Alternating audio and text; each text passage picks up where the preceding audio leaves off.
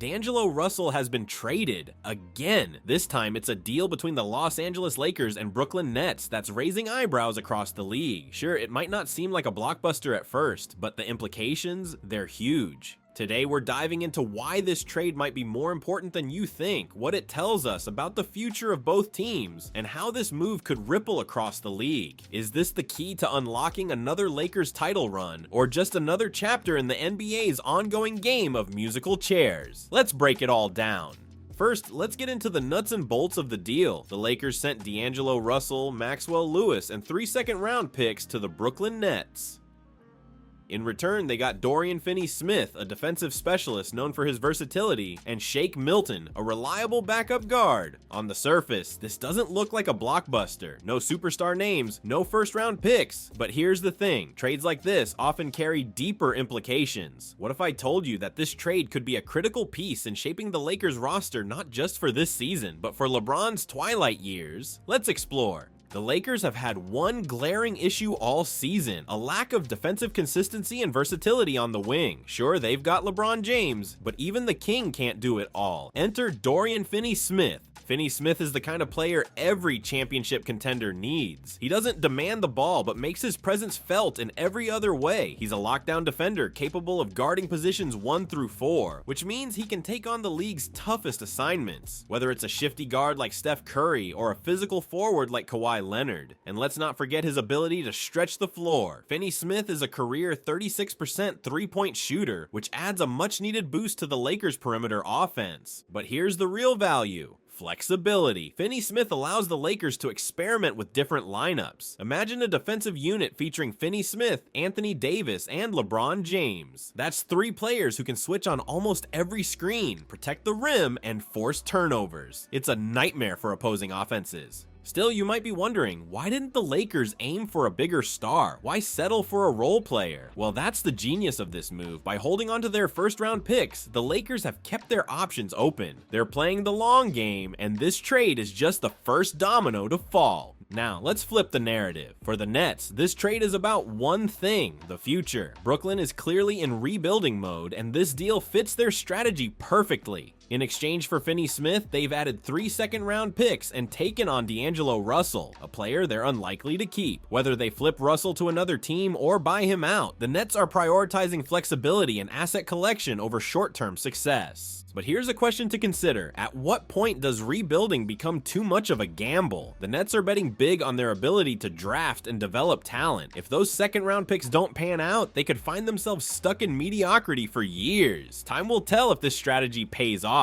Now let's talk about the player at the center of this trade, D'Angelo Russell. The former All-Star has had a roller coaster career, and this trade is another twist in the saga. For Russell, the writing was on the wall in Los Angeles. The Lakers had minimized his role, and reports suggest there was friction between Russell and the coaching staff. So, what's next for him? Most likely, he'll either be bought out or traded again before the deadline. But don't count Russell out just yet. For a contender in need of scoring and playmaking, he could be a game changer. Teams like Miami, Dallas, or even the Clippers could benefit from his skill set. And here's something to think about. Could Russell finally find the right team to unlock his potential? Or is he destined to be a journeyman for the rest of his career? Now, let's circle back to Finney-Smith, because his fit with the Lakers deserves more attention. One of the biggest challenges for LA this season has been consistency on defense. They've struggled to contain perimeter scorers and often rely too heavily on Anthony Davis to clean up mistakes. Finney-Smith changes that dynamic. He's a player who thrives in high-pressure situations. Need someone to guard Luka Doncic in a playoff series?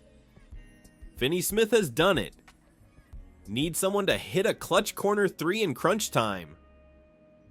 He's capable of that too. His game is tailor-made for a team like the Lakers, who need complementary pieces to maximize LeBron and AD. But his impact isn't just about defense. Offensively, Finney-Smith's ability to space the floor creates more driving lanes for LeBron and opens up the paint for Davis. Imagine a pick-and-roll play where defenders have to choose between sagging off Finney-Smith to protect the rim or sticking to him on the perimeter. Either way, it's a win for the Lakers. this trade also sends ripples across the league. For one, it shakes up the buyout market. If Russell becomes a free agent, teams under the second apron will be scrambling to sign him. Meanwhile, other contenders will be watching closely to see how the Lakers' new look roster performs. And then there's the question of who might follow. The Lakers have made it clear they're not done tweaking their roster. Could this trade be the precursor to a bigger move? Players like Zach LaVine or Nikola Vucevic have been linked to LA, and this deal keeps those possibilities alive. Of course, every trade comes with risks. For the Lakers, the biggest concern is Finney-Smith's age and durability. He's not a young prospect, and his value depends heavily on his ability to stay healthy. If he declines even slightly, this trade could look less favorable in hindsight.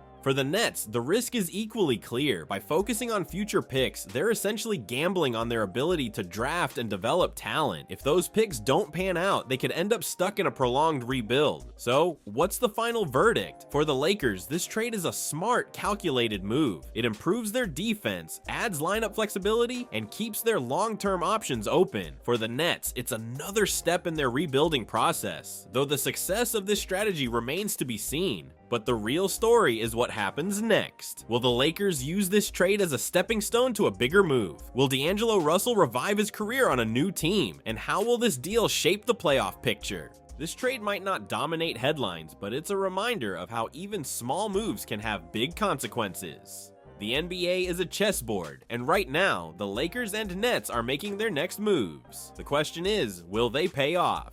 Let me know your thoughts in the comments below. Who won this trade, and what do you think the Lakers should do next? Don't forget to like, subscribe, and hit that notification bell for more NBA breakdowns. Thanks for watching, and I'll see you in the next one.